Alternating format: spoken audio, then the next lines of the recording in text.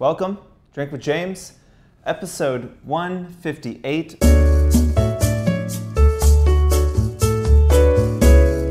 I have my favorite blazer on today. I think this is the first Drink with James appearance of the Madras blazer this summer. If you guys have been with me for a while, I think I got this last year. I borrowed it once for Drink with James, and then I borrowed it again for the Veuve Clicquot Polo Classic, and then I sweat just terribly. It was like Veuve last year was like 100 degrees, so I'm just sweating through the blazer, and I bring it back to Drake's, and I was like, here you go, and they're like, it was not good. I don't know, I didn't dry clean it because it still had the tags on it, so I returned it to Drake's after borrowing it from Veuve, and then it finally went on sale 50%. So I actually bought the one that I had soiled at the Veuve Clicquot. So I think they were just kind of holding it off to the side, being like, we can't actually sell this anymore because this kid ruined it. But I did the right thing and waited until it was 50% off and then bought it. Did you do the right thing though? I did the right thing. So welcome. Tonight we are doing an art show. Funny enough, my barber happens to be a talented painter, and I went to his studio in Bushwick a month or so ago and was blown away with the work. And it's this big 6 by 8 foot paintings, really dramatic. And we obviously the new office space is so big, and I thought the paintings would be great in here. So he's doing a show here tonight, and excuse me. I think one of the most fun things about running this business is, especially as it's grown, is the ability to help people. The ability to kind of use whatever it is that you have, your position in the industry, money, office space, whatever it is. It's really fun for me to be able to help people out. I know that I only, my entire career is the result of people taking a chance and kind of helping me when they shouldn't have. So I like to try and do that, and I think that for the influence, for y'all, you have this following. You have the ability to shine light onto injustice in the world, people who are doing great things, small brands that you really believe in, whatever it is. If you're feeling burned out or you're feeling, uninspired, I think a good way to kind of kick that in the ass is to just start doing things for other people. Start using your feed to help other people, and in a way that doesn't help you at all. I mean, this kid's got, I don't know how many people coming here tonight. We're buying the booze. We're not, if he sells a bunch of paintings, we're not taking any money. There's really no reason for me to do this. I'm not saying I'm a great guy. I didn't really fucking do anything. I had the office space. I was like, if you want to hang your paintings, invite your friends, be my guest. It's a small thing, but again, you don't know what the small things that you do for someone, what they could eventually turn into, right? Erica Behrman hired me to shoot an event and paid me $300 in 2012, and I wouldn't be sitting here today running this company if that didn't happen, right? So that small thing set off a lot of other things, which eventually changed my life completely. Most people have that thing, and I think as an influencer, someone who has a following, you can be a part of that story for someone or for some brand. So if you haven't done anything nice for someone in a while, maybe it's time. But that's the end of that rant. What else was I going to talk about? Oh, that was great. Let's go to the other side of that coin, right? How can you use Instagram to be a complete piece of shit? I don't know if you guys saw those 2 photographers that got called out for being predatory and abusive and creepy to women. This is nothing new in photography, right? Terry Richardson, who is not only not very talented, I think, but also like a complete scumbag and total predator, and I'm glad that people stopped working with him. You know, the Instagram photographers who were asking for nudes before they would shoot, or they were like being sexually abusive to women on set. You know, I think obviously, we talked about this a little bit last week, like the internet, I'll make a broad generalization here, so excuse me for that, but like the internet is a different place, I think, for women, and men are in general just terrible, and like total embarrassments to humanity. And I think that like when I was shooting, I came up with a lot of people, and once they got a following, they started doing like these test shoots for models at modeling agencies, and it always felt creepy to me. Like I was never comfortable shooting a woman like in their underwear or anything like that, because it just, taking someone's photo, it was so intimate already, and it's like, it creates this like connection that doesn't really exist, but I think that like it just gets, I think some photographers take advantage of that and take advantage of their power to, you know, try and be surrounded by really beautiful women, to feel like they have some power over them. If you're young and you're out there trying to like make a name for yourself, I think that, you know, shooting with a bunch of random male photographers who have a big following, you know, it is a potentially dangerous thing. And I think I would watch out for the type of person, you know, I would do your research on, you know, the photographer that you're shooting with. Because I think it is again, I'm gonna make this is my show, so I can make sweeping generalizations. I always thought the male photographers who mostly shot scantily clad women, that there was just something wrong with them. Like that, like the reason they were doing it, for me, felt wrong and off. And I would just say, again, having been in that community, you look at someone's account and you're like, that person feels like they'd be a little creepy, and then you talk to people and they're creepy. There's a lot of creepy, weird photographers out there. So be careful. Bring a friend, you know, like whatever you have to do to protect yourself, you know, if you're shooting alone with the photographer being like, I'm gonna bring my friend because I don't feel comfortable. If they're like, oh, that's not okay, then like, that's a big red flag. So be careful out there. Let's keep calling out these scumbags. There are amazing people out there in the community. There are amazing, respectful photographers. There are amazing photographers that shoot nudes, men and women, who are really respectful and kind and amazing people.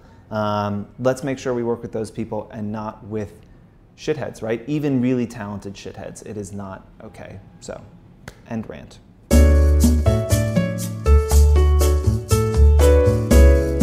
Question number 1 is, should I be tracking saves as a performance metric for your account? First, absolutely. I think we said before on the show that like saves are like a super like, I think. You know, I see it as, again, think about why you would save something, because you want to see it later, right? So it's like, there's liking it, which is like, I want you to know that I saw this and I liked it, right? There's no other real reason to like a post.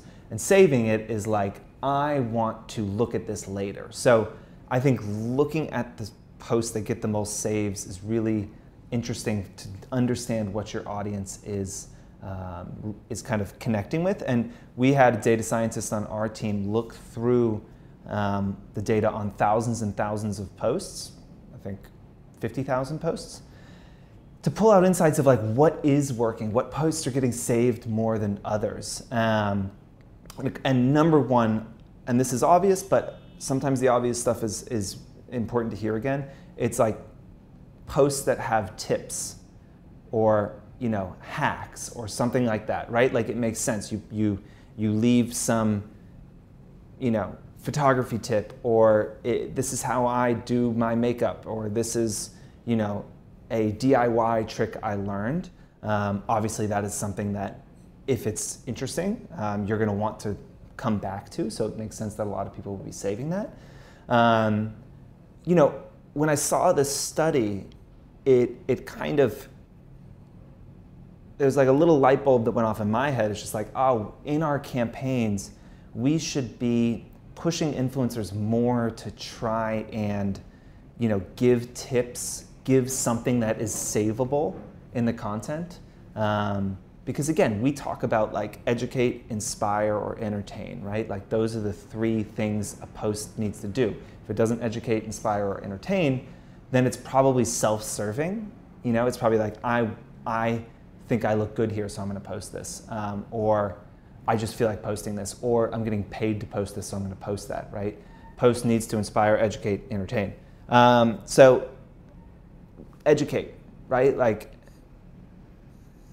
I think if you don't know what to say, or if you feel like your content is not doing that well, I think a good thing for everyone to do maybe this week is just like, try and do a post this week where you teach your audience something, And I think lists are good, right? Like in the captions, you can be like, hey, like here's 5 things that I learned about this. Or, here is what I do when, I think I just saw Quigley, what's her account name? Officially Quigley. She's been doing like mad long captions recently, which have been doing really well. I think she just did one that was like, here's what I do when I'm in a creative rut, and how she gets out of that.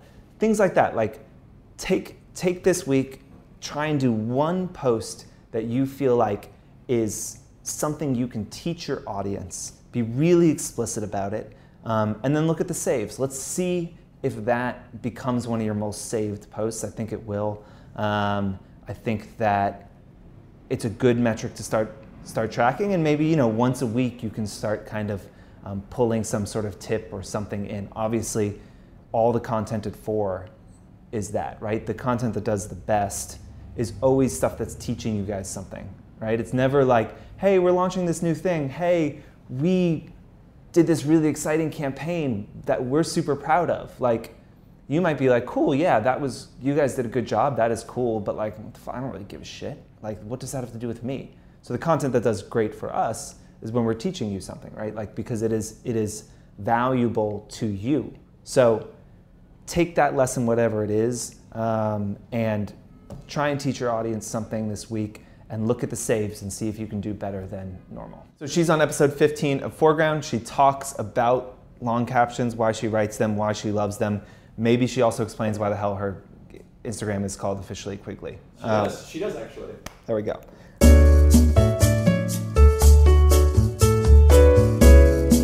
Question 2 is, what are my thoughts on more editorial content? So we've talked about this a good amount, right? Like, we talked about Taylor's article from The Atlantic of like, is the Instagram aesthetic dead? Is like editorial perfect, beautiful imagery, is that what works on Instagram anymore? The world would say no. The data kind of says no, but there are outliers that do work, right? Like obviously we talk about Tessa all the time. She's crushing it. Everything she's doing is really, really editorial.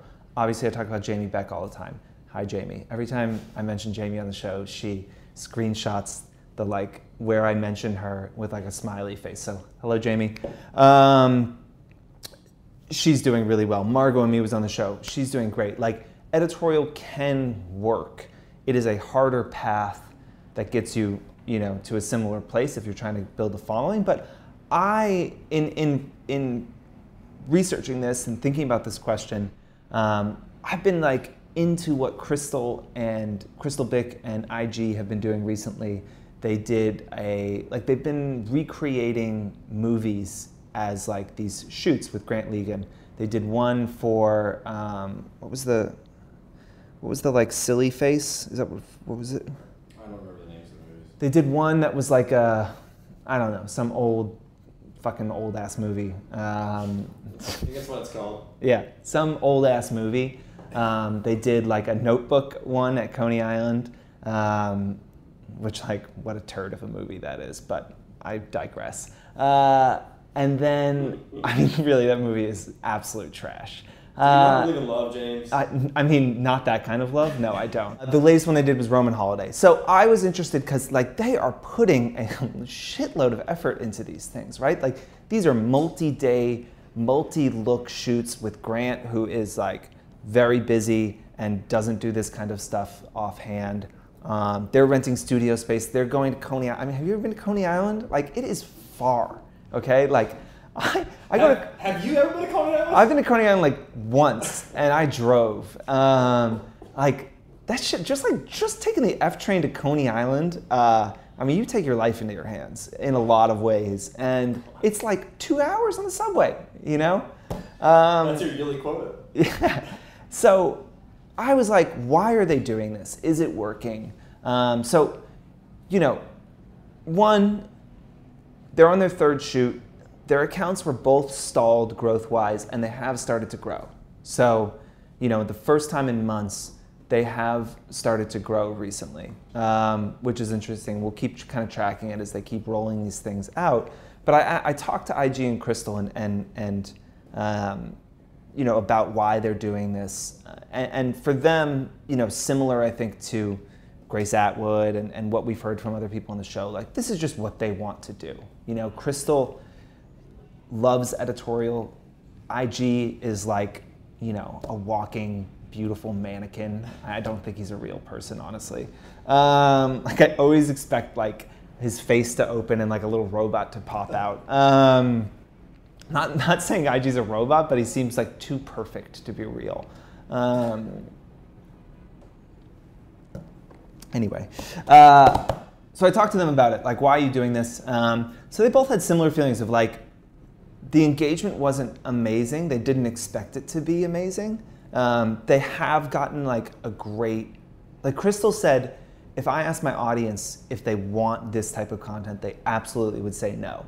They want more in the moment, less of Editorial. But when she publishes it, she feels like she gets a big outpouring of support and love for it. IG posts, like, sometimes he'll post like 5 photos in a day. He says when he does that, you know, each photo, the engagement is not great. He does say he gets a huge amount of profile visits because people feel like they missed something. I think, again, thinking about Instagram and the algorithm, anything that you do on someone's feed, like I was doing this research on IG yesterday and I was on his feed a bunch. I didn't like anything, but I was just on his feed scrolling through, opening photos, things like that. Today, I had like 3 of his old photos in my feed. So like any action you can get from Instagram, I don't think it necessarily has to be likes on your account. It's gonna do good things for the algorithm. IG has crazy high reach as well in general. So that was interesting that he said that, like, he does the drops, like he publishes like all the content kind of at once, and says, like, I know the engagement's not gonna be good, but it's gonna create more of a moment. It's gonna be harder to miss it. And I think that it's interesting for them to like shoot these campaigns and like publish them at like the same time. Because yeah, it's very different than kind of how people generally use Instagram. So if you don't follow Crystal and IG, I would definitely have a look at what they're doing. I think it's really exciting and fun and beautiful, and it totally, again, goes against everything that you should be doing on Instagram, but I think it's starting to work for them. And I think that, like, again, sorry to mention Jamie again, but we talked about how, like, she was stagnated for years.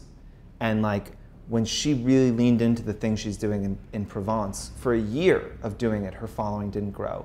And then after that year, it started to grow. And I think, if I had a theory about, like, if Crystal and IG kept doing stuff like this, is that, like, on the 10th one, it would start doing really well, you know? And that, like, it will eventually drive growth, but anything that you're doing, any new type of content, like, yes, you're looking for that immediate, like, does the audience like it? Like, for both of them, they say that they're, like, the way they know they have, like, product market fit, that the audience likes it, is DMs that they're getting. Like, they're getting a lot of DMs about it.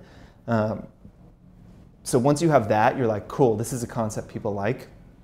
Then you just need to be consistent, you need to do it over and over and over again to really see if it works. And I think if you're gonna bring a new like editorial aspect into your feed, or if you're gonna try something new, be it YouTube, you're gonna bring cooking in, you wanna do more home stuff, whatever it is, if you're tracking the performance of that and that's something you care about, you wanna know week 1, does it have product market fit? Do people care about this?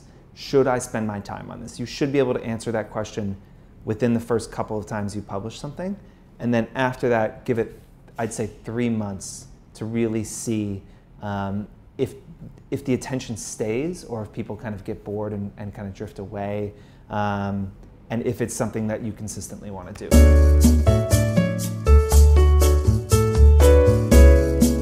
Question number 3, is hiding likes going to hurt influencers? No. Okay, so hiding likes is coming. It's obvious, right? It's in Australia, a bunch of other fucking countries I don't remember. But it's going to happen. You're still going to be able to see your likes, as you know.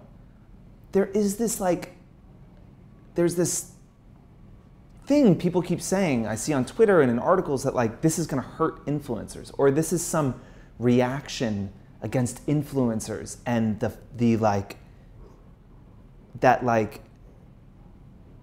Instagram is doing this because they don't want influencers to be as popular. I mean, that's fucking crazy, first of all. Like, that makes absolutely no sense. That is in no way, shape, or form why Instagram is doing this. They are doing this so people post more. End of story. That's it. It's the only reason they're doing it, so people post more. The reason they're testing it is to see if that theory is correct. It's going to happen. They're not, that's it. It's gonna happen. You can come and take my fucking job if it doesn't happen. It's gonna happen. It's not gonna hurt influencers at all. Now, it will be a little harder for brands to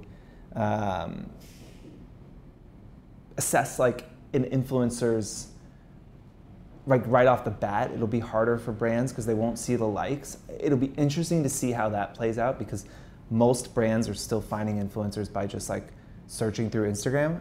I don't know if they have a plan to release some platform for brands where they can get behind that and see the likes. I don't know if having a verified brand account, maybe the brand will be able to see the likes and other people won't. I'm not sure exactly what they're gonna do for that. I'm sure they will take care of it. But for influencers, this is going to be amazing, right? Just because like you can stand to publish some things that don't get a lot of engagement because you just want to publish them. So I am really excited about it. I don't listen to anything that's like this is bad for influencers, or if some way this is like a reaction against influencers. This is going to be great for our space. It's going to be great for influencers. I think it's going to make the platform more fun again. I think people will just enjoy posting more. Anyway, I see this stuff going around. I just want to talk about it because I think a lot of people write about this space without any understanding of it whatsoever. And Instagram understands the power of influencers. They understand that like you guys are the power users, and while you're not driving, a huge amount of the revenue, and you're not driving a huge amount of the platform, without influencers in the platform, it gets a lot less interesting. Think of it like Netflix, right? Like, does Netflix need to exist? Question. We're gonna see, right? Like, the question for Netflix long term is like, is their original programming interesting enough to justify the cost of a subscription? Because they're losing Friends, they're losing The Office, they're losing all of these things. And if you think about Instagram, it's kind of like Netflix, right? Like, you guys are on there, you are creating all this, like, you think about like Kim Kardashian, like the big people on the platform, right? If they all en masse left, that would be really bad for Instagram. they know that they need to, like, Kim Kardashian is like Instagram's friends, you know, like it's not, sure, like in the grand scheme of things, 1 or 2 or 10 or 1,000 accounts aren't that important. But they know that, like, if they lost that community, who are their, like, you know, most ardent fans, biggest users, all of that, it would probably be the, like, beginning of a shift away from the platform. That's exactly what happened at Tumblr, is that Tumblr started losing a lot of interesting people to Instagram, and they went, and then their audiences went, and then everyone was on Instagram and was like, oh, this is kind of better, I like this more, and they just slowly stopped coming back to Tumblr, and then it died. So Instagram knows that. They're not gonna do anything to try and fuck up what's going on. Like right now, they're literally printing money, so they're just trying to, like, keep staying competitive, but not rock the boat too much. So likes, hiding likes is going to be great. You guys are gonna love it. Everyone get excited. I'm gonna go to an art show now.